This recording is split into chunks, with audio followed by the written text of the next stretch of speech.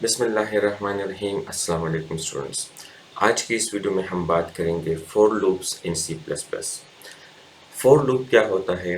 ये भी one of the loops है इन सी प्लस प्लस जिसको हम यूज़ करते हैं for a piece of code to get repeated and repeated and repeated when a certain condition is true. जब तक कोई सर्टेन कंडीशन ट्रू रहता है तो ये लूप चलता रहता है और उस लूप के बॉडी में जितना भी कोड होता है वो बार बार एग्जीक्यूट होता है वन बाय वन। और जब कंडीशन फॉल्स हो जाता है तो लूप उसी टाइम पर टर्मिनेट हो जाता है। जिस तरह हमने प्रीवियस वीडियोस में वाइल लूप को डिस्कस किया था, तो जिस तरह वाइल लूप एग्जीक्यूट होता है किसी कंडीशन के बेस पर, तो इसी तरह से फॉर लूप भी एग्जीक्यूट होता है। तो इस वीडियो में हम फॉर लूप के बारे में डिस्कस करेंगे, इसके बेसिक सिंटैक्स को भी डिस्कस करेंगे, इसके डिफरेंट सिंटैक्सेस को भी डिस्कस करेंगे और फिर आगे जाकर हम इसके छोटे से ट्रिक्स टाइप की चीज़ों को भी हम डिस्कस करेंगे। फिर इन द लास्ट हम वाइल लूप और फॉर लूप को कंपेयर करेंगे, क्या हम फॉर लूप को कन्वर्ट कर सकते हैं इनटू वाइल लूप, या वाइल लूप के से जो काम हो सकते हैं क्या वो हम फॉर लूप के ज़रिए कर सकते हैं कि नहीं। और सबसे इम्पोर्टेंट बात, कब फॉर लूप यूज़ करना है और कब वाइल लूप यूज़ करना है, तो ये सारी चीज़ें हम इंशाल्लाह आज इस वीडियो में कवर करेंगे। अगर ये वीडियो लंबी हो जाए तो फिर मैं इसको स्टॉप करूंगा बीच में और इसके दो पार्ट्स बनाऊंगा। तो पार्ट 1 में भी हम कुछ बात डिस्कस करेंगे, फिर कुछ बातें हम पार्ट 2 में डिस्कस कर लेंगे, ठीक है। तो चलिए स्टार्ट करते हैं वीडियो को। और सबसे पहले बात करेंगे हम फॉर लूप के सिंटैक्स पर, कि फॉर लूप का सिंटैक्स किस तरह होता है, ठीक है। तो याद रखिएगा, जिस तरह हमारे पास वाइल लूप का एक सिंटैक्स था, तो इसी तरह से हमारे पास फॉर लूप का अपना एक बेसिक सिंटैक्स है, ठीक है। तो वो सिंटैक्स कुछ यूँ है कि हम कीवर्ड लिखते हैं फॉर, तो इससे पता चलता है कि फॉर लूप स्टार्ट होगा, ठीक है। और फिर इस तरह से ब्रैकेट्स डालते हैं, पैरेंथेसिस वाले, सॉरी। और फिर इसके अंदर तीन चीज़ें होती हैं।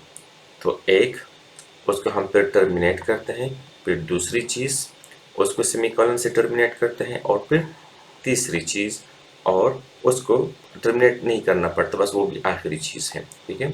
और इस तरह से फिर हम लूप के इस पैरेंथेसिस को बंद कर देते हैं और फिर लूप का ब्लॉक होता है वो स्टार्ट होता है।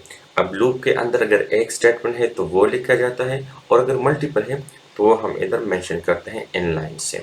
तो ये लूप का बेसिक सिंटैक्स है। तो अब आते हैं कि ये क्या चीज़ है जो फर्स्ट नंबर पर है, सेकंड नंबर पर और थर्ड नंबर पर। तो ये तीन क्या क्या चीज़ें हैं और इधर हम क्या पुट करेंगे, ठीक है। तो बहुत इजी है। यहाँ पर हम एक कंट्रोल वेरिएबल को डिक्लेयर करते हैं। अब कंट्रोल वेरिएबल क्या होता है, ठीक है। कंट्रोल वेरिएबल, इसको कभी कभार हम काउंटर वेरिएबल भी बोल लेते हैं, ठीक है, डिपेंडिंग अपॉन द कि हम इसको किस पर्पस के लिए यूज़ करते हैं।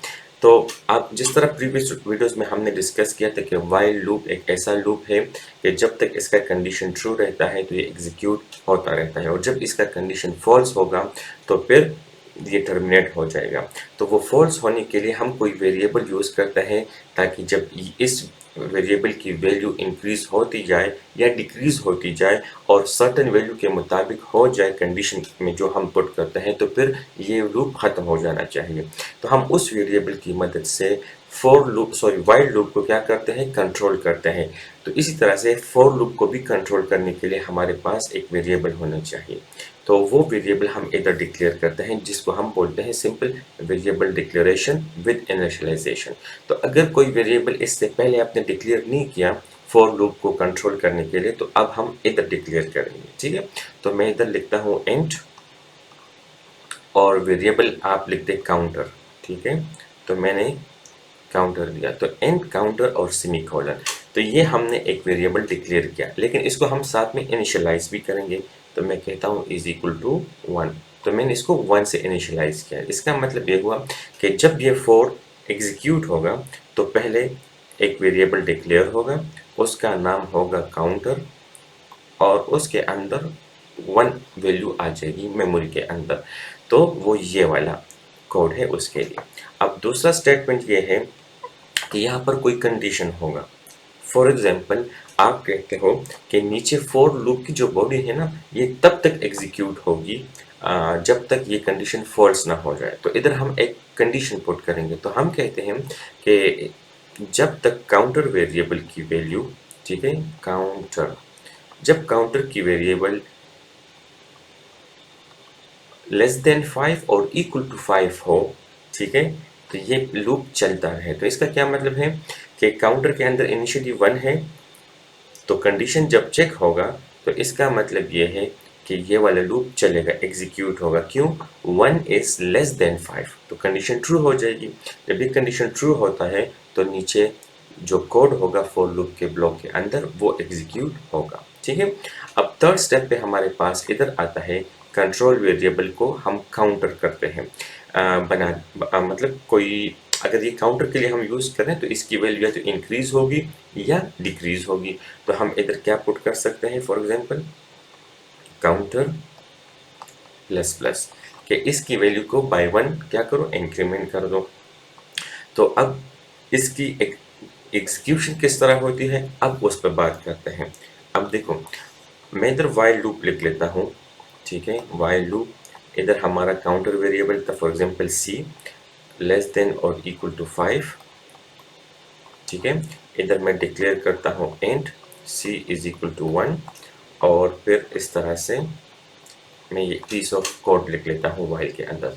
अब ये याद रखिएगा कि ये वाला लूप जो काम कर रहा है, ये वाला कोड सेम एग्जैक्टली उसका फोर लूप के कोड के स्टाइल से वो ये वाला कोड है जो अभी आपके सामने लिखा गया है। किस तरह से, अब देखो, इधर हमने वाइल लूप से पहले एक काउंटर वेरिएबल लिया है जिसको हमने कहा है c इज इक्वल टू 1, तो वो इधर हमने फॉर लूप के सिंटैक्स में इधर किया है कि int counter is equal to 1, ठीक है। फिर इधर हमने कंडीशन लगाया है कि जब तक काउंटर की वैल्यू क्या हो, less than or equal to 5 हो, तो यही सारा लूप चलता है। तो इधर भी हमने यही कंडीशन पुट किया है, ठीक है। अब इधर हमने लिखा है काउंटर प्लस प्लस, लेकिन इधर नहीं लिखा। तो इधर अगर हमने काउंट, ये तो फिर इन्फिनिट लूप हो जाएगा ना। तो इधर हम इन सारे स्टेटमेंट्स के नीचे आखिर में अपने सी काउंटर वेरिएबल को क्या कर देंगे, इंक्रीमेंट करना, तो सी प्लस प्लस। तो इसका मतलब ये है कि पहले ये एग्जीक्यूट होता है, फिर ये कंडीशन चेक होता है, फिर इसकी बॉडी एग्जीक्यूट होती है, और बॉडी एग्जीक्यूट का जो आखिरी स्टेटमेंट होता है उसमें हम काउंटर वेरिएबल को इंक्रीमेंट कर देंगे, ठीक है। तो ये क्या हो जाएगा, ट्रू हो जाएगा। तो नेक्स्ट टाइम फिर ये 2 चेक करेगा कि 5 से लेस देन है कि नहीं। तो इस तरह, जिस तरह की यहाँ पर कंट्रोल वेरिएबल आखिर में हम खुद पुट करते हैं और फिर वो आखिर में ही एग्जीक्यूट होता है, तो इस तरह से फॉर लूप के अंदर जो वेरिएबल आप counter as a counter use करते हैं तो वो इधर आप लिखोगे। लेकिन इसकी एग्जीक्यूशन इस तरह नहीं होगी कि पहले ये एग्जीक्यूट होता है, फिर ये एग्जीक्यूट होता है, फिर ये एग्जीक्यूट। उसकी एग्जीक्यूशन का style same to same while loop की तरह है। किस तरह से, आप देखो, फर्स्ट एग्जीक्यूट होता है ये वाला कंडीशन, सॉरी स्टेटमेंट जो इनिशियलाइजेशन है, ये वेरिएबल को इनिशियलाइज कर देता है। सेकंड पर हमारे पास कंडीशन चेक होता है। तो फर्स्ट क्या हुआ, ये वाला step. Second step condition check हुआ। अगर कंडीशन फॉल्स है तो पूरा लूप टर्मिनेट हो जाएगा, लूप चलेगा भी नहीं, फर्स्ट आइट्रेशन भी नहीं चलेगा। लेकिन अगर कंडीशन ट्रू होता है तो फिर यहाँ से स्टेटमेंट की एग्जीक्यूशन यहाँ से स्टार्ट होगी, और 1 by 1 from top to down इस तरह से एक एक लाइन को क्या करता जाएगा, एग्जीक्यूट करता जाएगा। अब इधर तो हमने C++ नहीं लिखा ना, लेकिन जो हम वाइल लूप के आखिर में लिखते हैं तो इस पूरे कोड के एग्जीक्यूट होने के बाद खुद ये वाला पार्ट एग्जीक्यूट होता है थर्ड। तो इसका मतलब ऐसा ही है कि जैसे इधर ही लिखा हो, लेकिन सिंटैक्स के लिहाज से वो इधर होगा। तो ये वाला पार्ट आइट्रेशन के आखिर में क्या होगा, जब आइट्रेशन का आखिरी स्टेटमेंट एग्जीक्यूट होगा ना, तो उसके बाद ये वाला स्टेटमेंट एग्जीक्यूट होता है। तो ये वेरिएबल को काउंटर कर देता है, इंक्रीमेंट कर देता है। तो नेक्स्ट टाइम फिर ये जब चेक होगा तो ये किस चीज़ के लिए चेक होगा, ये चेक होगा ट्रू के लिए कि true is less than or equal to 5। तो ट्रू होगा तो दोबारा ये एग्जीक्यूट होगा, ठीक है। अब ये आइट्रेशन खत्म हुआ तो दोबारा ये इंक्रीमेंट होगा। अब देखो, ये वाला एग्जीक्यूट नहीं हो रहा, तो ये सिर्फ एक दफ़ा एग्जीक्यूट होगा ये पार्ट, ठीक है। और ये दोनों फिर एग्जीक्यूट होते रहेंगे। किस तरह से, कंडीशन चेक होगा, पूरा लूप चलेगा, फिर इंक्रीमेंट होगा, फिर कंडीशन चेक होगा, फिर लूप चलेगा, फिर काउंटर प्लस प्लस, फिर कंडीशन चेक, फिर पूरा ये कोड चलेगा। और जैसे ही ये 6 हो जाएगा आखिर में, तो ये फॉल्स हो जाएगा, तो ये लूप टर्मिनेट होकर हम लूप से बाहर आ जाएंगे। तो ये तो है फॉर लूप का बेसिक सिंटैक्स, ठीक है। तो यहाँ पर आपने ये चीज़ें याद रखनी है कि हमारे पास जितने भी फॉर एग्जांपल फॉर लूप के लिए जो 3 स्टेटमेंट्स हैं, इनिशियलाइजेशन, कंडीशन और काउंटर वेरिएबल, ठीक है। तो हम इसको ऐसे ही यूज़ करेंगे जिस तरह हमने व्हाइल लूप को यूज़ किया है, ठीक है। तो जो चीज़ आप व्हाइल लूप से करते हो तो वो हम फॉर लूप से भी करते हैं, पर इसमें आखिर में हम बात करेंगे कि इन दोनों में किसको कब यूज़ करना है, ठीक है। अब आते हैं फॉर लूप के ज़रिए हम एक छोटा सा प्रोग्राम इस तरह से ट्राई रन करते हैं और हम एक कोड लिखते हैं। Let me clear this one. और दोबारा से शुरू से हम एक कोड लिखते हैं यहाँ पर। अब देखो, मैं अगर लिखूँ ना कि for int I is equal to 0। अब मैंने आई क्यों लिखा? आप तो वेरिएबल किसी नाम से भी बना सकते हैं। काउंटर मैंने इससे पहले अभी आई लिखा है, लेकिन जितने भी एग्जांपल्स आप इंटरनेट पर या बुक्स पर देखते हैं तो फॉर लूप के अंदर जो काउंटर यूज़ किया जाता है तो वो आई यूज़ किया जाता है, ठीक है। तो आप भी आई के साथ अपने आप को फेमिलराइज करें ताकि जब भी आप किसी और का कोड देखते हैं या किसी एग्जाम्पल को देखते हैं तो आप कंफ्यूज ना हो, तो आपको पता होगा कि I is the variable of inside a loop, ठीक है। तो हम भी आई को ही यूज़ करेंगे एज अ काउंटर वेरिएबल। तो अब int I is equal to 0। अब मैंने 1 से इनिशियलाइज नहीं किया, कहाँ से इनिशियलाइज किया है? 0 से किया है। अब मैं कंडीशन पुट करता हूँ कि भाई I is less than or equal to 5 और आई प्लस प्लस। अच्छा, अब इधर मैंने आई प्लस प्लस लिखा है ना, तो मैं इधर ये भी लिख सकता हूँ, ठीक है, कि क्या I is equal to I plus 1, ठीक है, इस तरह से। और फिर मैं ब्रैकेट बंद करता हूँ और इस तरह से ये ब्लॉक स्टार्ट कर देता हूँ। और इधर मैं एक स्टेटमेंट लिखता हूँ, सी आउट, ठीक है, हेलो। तो अब क्या होगा कि चलो इधर एंड लाइन भी है, तो मैं इधर लिखता हूँ C out double quote back slash N. तो अब क्या होगा, तो ये लूप कितनी दफ़ा चलेगा? 6 टाइम्स चलेगा। क्यों? ये 0 से स्टार्ट हुआ है, तो जब आई 0 के बराबर होगा तो ये लूप एक दफ़ा चलेगा, तो स्क्रीन पर हेलो प्रिंट होगा, ठीक है। फिर जब आई यहाँ पर इंक्रीमेंट होगा, तो फिर जब ऊपर से हम इसके स्टेटमेंट्स को एग्जीक्यूट करेंगे तो फिर हेलो प्रिंट होगा, तो आई 1 हो चुका होगा, तो आई इज इक्वल टू 1, तो इसके लिए एक दफ़ा हेलो प्रिंट हुआ। फिर इंक्रीमेंट हुआ, तो फिर आई इज इक्वल टू 2, और यहाँ पर कंडीशन चेक हुआ तो फिर कंडीशन ट्रू है, तो फिर ये हेलो प्रिंट होगा, ठीक है। और फिर इंक्रीमेंट हुआ, तो फिर इस तरह से आई जब 3 हुआ तो फिर कंडीशन चेक हुआ, फिर ये प्रिंट हुआ, तो इस तरह से हेलो दोबारा प्रिंट हुआ। फिर आई इंक्रीमेंट हुआ, ठीक है, और 4 हुआ। जब 4 हुआ तो कंडीशन फिर ट्रू हुआ, फिर हेलो प्रिंट करेगा, तो इस दफ़ा इसने फिर हेलो प्रिंट किया, ठीक है। और इस तरह से जब आई 6 हो जाएगा ना, तो जब आई 6 हो जाता है और इस तरह से हेलो सारे प्रिंट कर देता है 6 टाइम्स तक, ठीक है। तो क्या होगा, अब जब ये 6 होगा ना, ये जब 0 तक प्रिंट हुआ, ये जब आई 1 था, ये जब 2 था, ये जब 3 था, ये जब 4 था और ये जब 5 था। तो जब आई 6 हुआ इसको प्रिंट करने के बाद, तो यहाँ पर कंडीशन फॉल्स हुआ और ये टर्मिनेट हुआ, ये सारा लूप टर्मिनेट हुआ और लूप खत्म हुआ, ठीक है। यहाँ पर हम आ गए, लेकिन आई में आखिरी वैल्यू क्या रह गई? 6 रह गई है, लेकिन लूप हमारा 6 टाइम्स रन हुआ है, ठीक है। यहाँ पर आप देखिएगा, तो आखिरी लूप में जो हमारी आई की वैल्यू है वो पिछले वाले से एक वैल्यू ज़्यादा है। वो क्यों?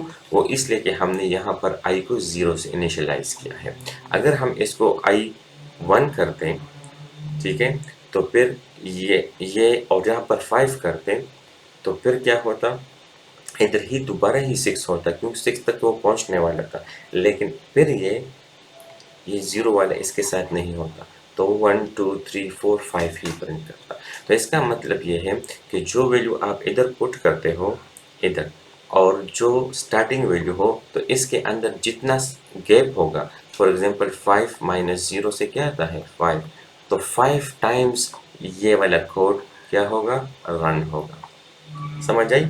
और जो काउंटर वेरिएबल है उसमें 5 टाइम्स प्लस 1 की वैल्यू आखिर में रह जाएगी, जो कि ये वाली है। ठीक है, अब इसको जब हम प्रोग्राम रन कर राइट करके फिर रन करेंगे ना, तो ये चीज़ें आपको समझ आ जाएंगी। तो अभी जाकर हम इस पे कुछ एग्जांपल करते हैं और फिर साथ साथ में हम इसकी वो चेक कर लेते हैं, कुछ डिफरेंट वेरिएशंस चेक कर लेते हैं। तो चलिए जी, कोड की तरफ चलते हैं और मैं इधर एक कोड लिखता हूँ इधर, ठीक है। तो अब देखते हैं कि four int I is equal to 0, I less than or equal to 5, I plus plus, ठीक है। और सीक आउट मैं पहले इधर करता हूँ हेलो, ठीक है, एंड लाइन, इसको रन करते हैं। जब मैं इसको रन करता हूँ तो 5 टाइम्स हेलो प्रिंट होना चाहिए। अब मैं अगर इसके साथ आइट्रेशन के नंबर्स को भी प्रिंट करूँ ना, आइट्रेशन के नंबर्स को, तो वो मेरे लिए बहुत इजी हो जाएगा कि कौन सा आइट्रेशन पर कौन सा हेलो प्रिंट हुआ है।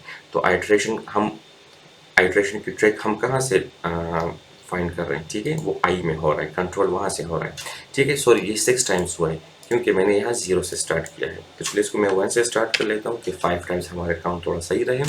और अब इसको रन करते हैं तो आपको पता चलेगा कि 5 टाइम्स रन हुआ है, ठीक है। तो अब मैं इधर इसके साथ काउंटर वेरिएबल को भी प्रिंट कर देता हूँ इस तरह से, ठीक है। और यहाँ पर इस तरह से एक स्पेस देता हूँ ताकि हमारे पास स्पेस बना रहे। तो अब 1 2 3 4 5, अब मैं इसको 0 करता हूँ वापस, तो अब क्या होगा, जब i 0 था तो ये हेलो प्रिंट हुआ, जब i 1 था तो ये हेलो प्रिंट हुआ, फिर 2 था, 3 था, 4 था, 5, और जैसे 6 हुआ तो उसके लिए ये एग्जीक्यूट ही नहीं हुआ। क्यों? कंडीशन जब फॉल्स हुआ तो ये सारा कोड मतलब लूप का टर्मिनेट हो गया है, ठीक है। यहाँ तक आई होप आपको बेसिक सिंटैक्स के साथ इसकी एग्जीक्यूशन समझ आ गई होगी। अब इस पे थोड़ा सा एग्जांपल और कर लेते हैं और मैं इस हेलो को यहाँ से रिमूव कर देता हूँ और यहाँ पर एंड लाइन लिख देता हूँ। और अब हम सिर्फ नंबर्स के साथ काम करेंगे, जिस तरह के ये 0 1 2 3 4 5 प्रिंट हुआ। अब मैं कहता हूँ कि नहीं, मुझे सिर्फ इवन नंबर्स चाहिए लूप के ज़रिए ताकि वो प्रिंट हो। तो इसका मतलब है कि पहले अगर मैं 0 प्रिंट हुआ है तो वो इवन है, 2 इवन है, 4 इवन है, तो इसका मतलब है कि हमने बीच में एक को स्किप करना है, ठीक है। तो 0 से स्टार्ट हो रहा है, तो क्यों ना हम ऐसा करें कि हम इस इंक्रीमेंट को बाई 1 नहीं बाई 2 इंक्रीमेंट करें। तो हम इधर ऐसा लिख सकते हैं ना कि i is equal to I plus 2, ठीक है। तो इस दफ़ा 0 से स्टार्ट होगा तो i 0 प्रिंट होगा, फिर इसके साथ 2 जमा होगा, तो ये डबल इंक्रीमेंट होगा, ठीक है। तो अब देखो ये 0 2 4 प्रिंट हुआ। चल इस रेंज को थोड़ा बढ़ा देते हैं, 20 तक कर लेते हैं, तो हमें समझ थोड़ा ज़्यादा आ जाएगा। अब देखो 0 2 4 6 8 इस तरह से प्रिंट हुआ।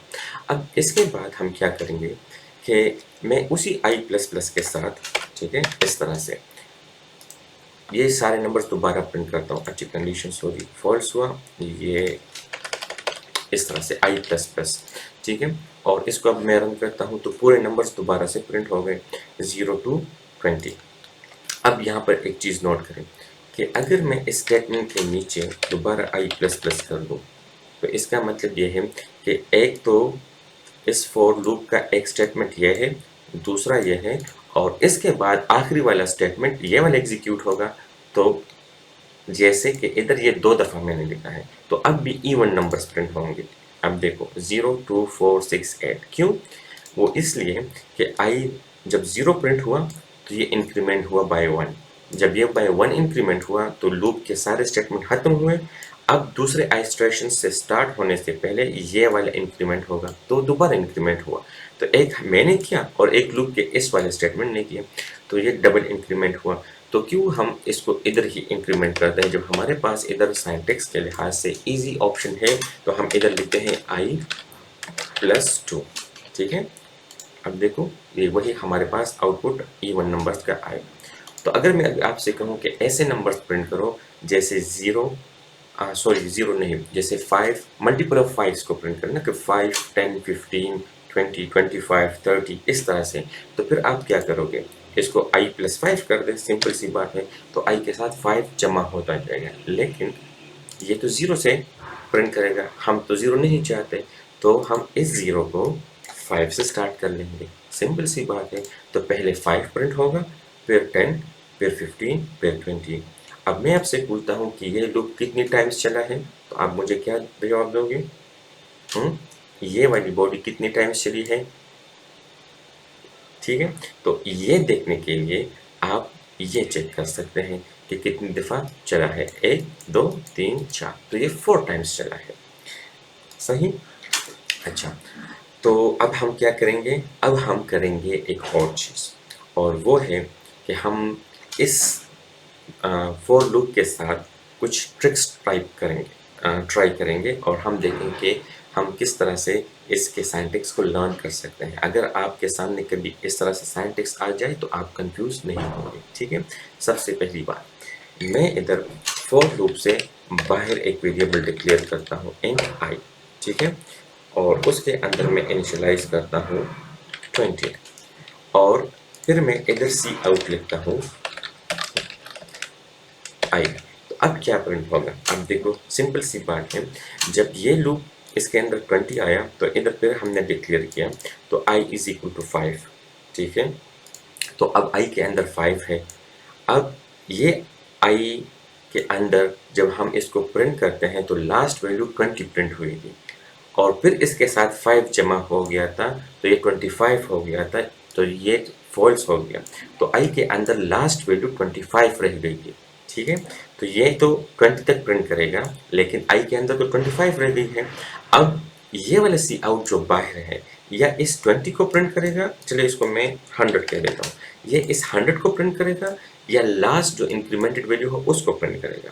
तो ये मुझे तो पता है, ठीक है, वो इस 100 को प्रिंट करेगा, लेकिन अगर आप कहते हैं नहीं जो लास्ट वाली वैल्यू रह गई है वो उसको प्रिंट करेगा, तो उस पर गौर कीजिएगा कि वो क्यों प्रिंट नहीं करेगा। देखो इसने 100 प्रिंट किया। अब हुआ ये है कि एक दफ़ा हमने इधर i को डिक्लेयर किया है और एक हमने इधर डिक्लेयर किया है, और अगर आपको याद हो तो हमने प्रीवियस वीडियोस में ये डिस्कस किया था कि जब आप किसी स्कोप के अंदर वेरिएबल को दोबारा डिक्लेयर करते हैं ना, तो वो उसी नाम से, अगर वो उसके आउटर वाले स्कोप में भी हो उस नाम से, तो ये उसको शैडो कर लेता है। शैडो का मतलब ये है कि इसके अंदर फिर जब हम i को यूज़ करेंगे वेरिएबल को, तो ये अपनी वेरिएबल को रेफर करेगा, न कि उसके आउटसाइड वाले को, ठीक है। तो अब यहाँ पर जो i के अंदर चेंज आ रहा है, तो वो चेंज इस वाले i में नहीं आ रहा, इस वेरिएबल में, समझ आई इस बात की। तो ये उस तरह से i के अंदर 100 पड़ा है और ये हमने सी आउट किया, क्योंकि हमने इधर क्या किया है, इनिशियलाइज किया है। हाँ, अगर मैं इधर ये इनिशियलाइजेशन ख़त्म कर दूँ, तो फॉर लूप के लिए तो हमने एक्स्ट्रा कोई चीज़ इनिशियलाइज नहीं की। इसके अंदर जो i = 5 है, ये असाइनमेंट है और ये ऊपर डिक्लेयर्ड हुआ है। अब ये i ऊपर वाले स्कोप से काम कर रहा है, इस इनर स्कोप में, ठीक है। तो अब यहाँ पर 100 है, अब जब ये एग्जीक्यूट होगा ना, तो ये 100 रिमूव हो जाएगा और इसके अंदर 5 आ जाएगा, और फिर जब इसकी आखिरी इटरेशन पर के बाद इसकी वैल्यू बाई 5 इंक्रीमेंट होगी, मतलब 25 होगी, तो इसमें वो वाली वैल्यू रह जाएगी और वो प्रिंट हो जाएगी, ठीक है। तो अब मैं इसको एग्जीक्यूट करता हूँ, तो ये आखिरी वैल्यू 25 को प्रिंट करेगा। तो ये यहाँ तक जो है हमारे वैल्यूज़, हमारे लूप ने वैल्यूज़ को प्रिंट की है, और ये आखिरी 25 इस वाले स्टेटमेंट ने प्रिंट की है। तो ये एक चीज़ आपको याद रखनी होगी, ठीक है।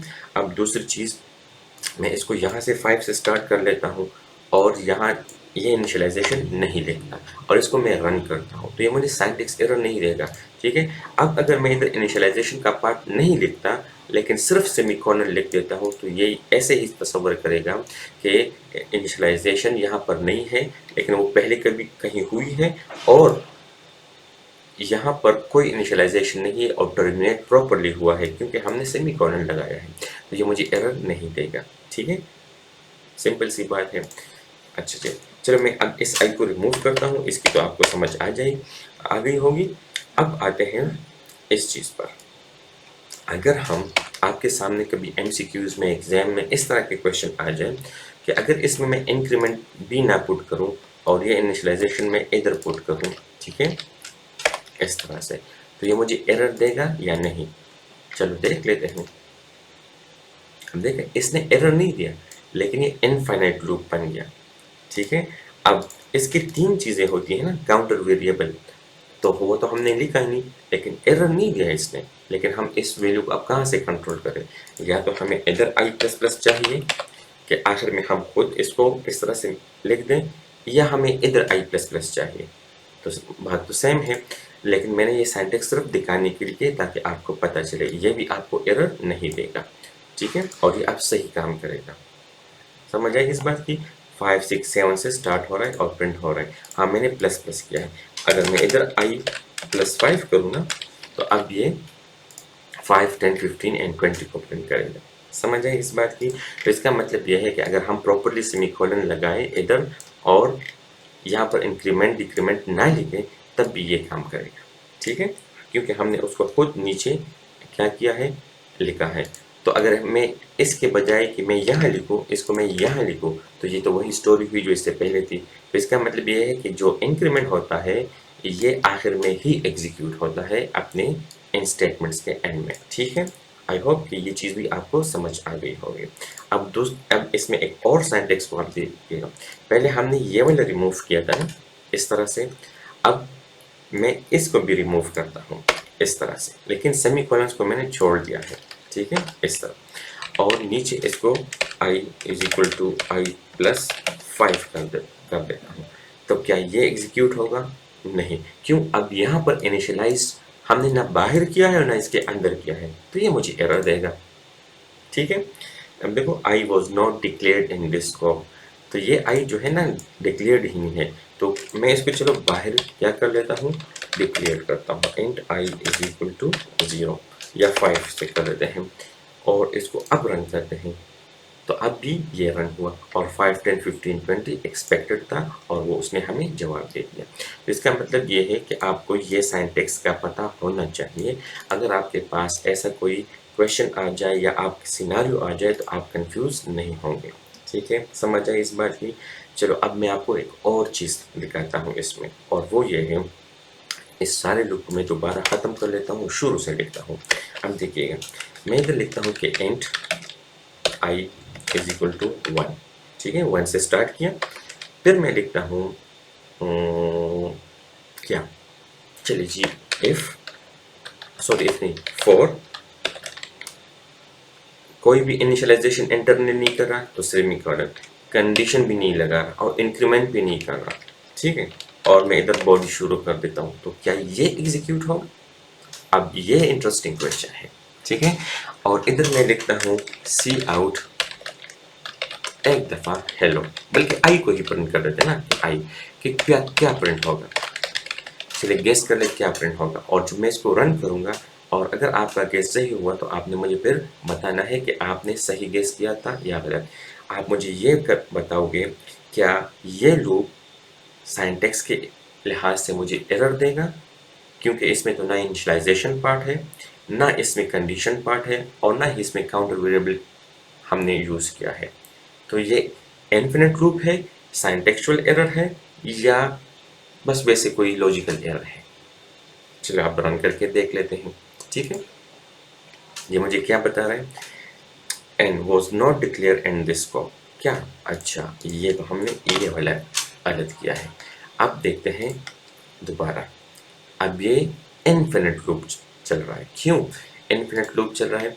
क्योंकि कंडीशन भी हमने पुट नहीं किया, तो किस कंडीशन के तहत ये रुकेगा? ये तो कभी भी नहीं रुकने वाला, ठीक है। तो क्यों ना हम इसके अंदर कंडीशन को पुट करें और आई को हम इधर इस तरह कहेंगे आई प्लस प्लस। तो अब कंडीशन अभी मैंने पुट नहीं की, ठीक है। अब ये वैल्यूज बढ़ती जा रही है और इन्फिनिट लूप है। अगर आप थोड़ा सा वेट करें ना तो ये वैल्यूज कितनी जल्दी बहुत ज़्यादा इंक्रीज हो रही है। अब ये 10,000 फिर से 20,000 के करीब है, अब 25 तक चली जाएंगी। इस तरह से ये इंक्रीमेंट इतनी तेज़ी से हो रहा है, समझ आई इस बात की? तो इसको टर्मिनेट करने के लिए हमें एक कंडीशन चाहिए कि यहाँ तक लूप चलना चाहिए। तो हम किधर लगा सकते हैं? तो वो आप इस लूप के किसी हिस्से में लगा सकते हैं, ठीक है? It's better to put here like if I is less than or equal to 100, तो ये करते जाए,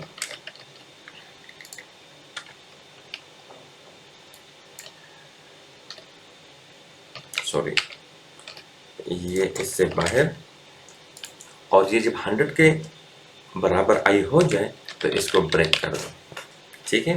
तो ये क्या हो जाएगा? ब्रेक हो जाएगा। तो अब हम इसको रन करते हैं तो ये लूप कहाँ कितना चलेगा? 100 तक चलेगा, स्टार्टिंग फ्रॉम 1। अब ये तो कुछ नहीं हुआ, क्यों?